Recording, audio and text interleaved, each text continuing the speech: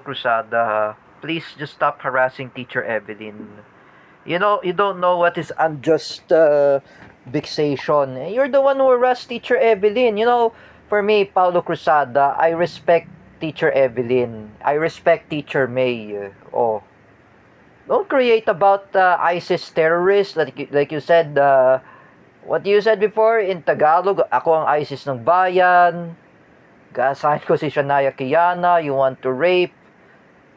Paulo Cruzada, that is really an anti-safe space act. If Wawel Romero and Shania Kiana are watching this in my YouTube video, I hope both of you can file the cases against Paulo Cruzada. And even everyone who can file the cases against Paulo Cruzada. Ma'am Lorraine Shook and Teacher Evelyn Kaha. Both of you can file the cases against Paulo Cruzada. File the complaint against Paulo Cruzada if all of you want to file this complaint. And I'm say again, pwede ninyo mademanda yan si Paulo Cruzada. Like, this Paulo Cruzada, you should not harass Teacher Evelyn. For me, Mr. Paulo Cruzada, over the few years, we are knowing about Teacher Evelyn. Teacher Evelyn is our principal of CDIFI. Oh, me and J. Rick Silva and Terra Francisco, we talk about Teacher Evelyn. Oh, even Joannes Impact, we talk about Teacher Evelyn. Oh, Teacher Evelyn, me and Joannes Impact, we know about we know Teacher Evelyn. You know Teacher Evelyn because she is a principal. Paulo Cruzada, Teacher Evelyn had taken you a picture when you posted in Facebook. And then what you did to Teacher Evelyn, you're still harassing her when she is a senior citizen, when she is old. Paulo Cruzada, with all due respect, Teacher Evelyn is very old. Alright? She's very old. She's older than Nanay Ningning.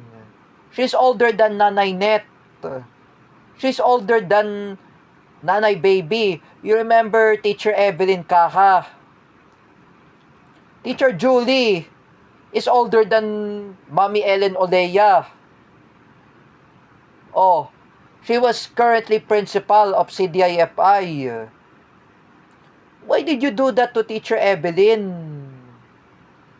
Paulo Cruzada. For me, you will be happen like Francis Leo Marcos. You will be happen to Vitaly Serdevsky. Oh, because you're making a bomb threat, you're making a bomb joke, you're saying you're an ISIS wannabe. That is unjust vexation, Paulo Cruzada. And not even just that. You're making a rape joke, and that is an anti-safe space act. Paulo Cruzada, have mercy to your friends and your family. Have mercy to your family that you are a special child. I say again, if Wawel Romero is watching this in my YouTube video, and even Shania Kiana and Teacher Evelyn Kaha, and including Ma'am Lorraine Shook and Teacher May Tiburcio, all of you should file the cases against Paulo Cruzada. File this complaint cases against Paulo Cruzada. If all of you have talked to the authorities, we will tell the authorities to arrest Paulo Cruzada.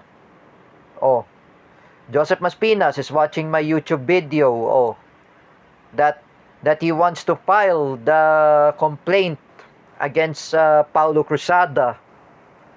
Remember, Paulo Cruzada, you better be apologize to Teacher Evelyn. Teacher Evelyn, she doesn't do anything to you. She always caring at us. If I were you, if Teacher Evelyn was still there, have you remember about the documentary about the CNN Philippines? about teachers in documentary, Teacher Evelyn. Teacher Evelyn was featured in GMA. Oh, she was featuring in the GMA News. She was featuring in the Metro Bank, ABS-CBN. Even Net25, there was Teacher Evelyn. Even SMNI, there was Teacher Evelyn. Oh, she was awarded for the helping of the blind people when she was teaching there in Ramon Magsaysay High School when she became a SPED teacher. In 1968, Teacher Evelyn was graduated in Philippine Normal University. Is this what you like to harass Teacher Evelyn? Paulo Cruzada? Is this what you like to bully a person that she doesn't do anything? You know, Paulo Cruzada, one day, Teacher Evelyn will never forgive you. That is your consequence.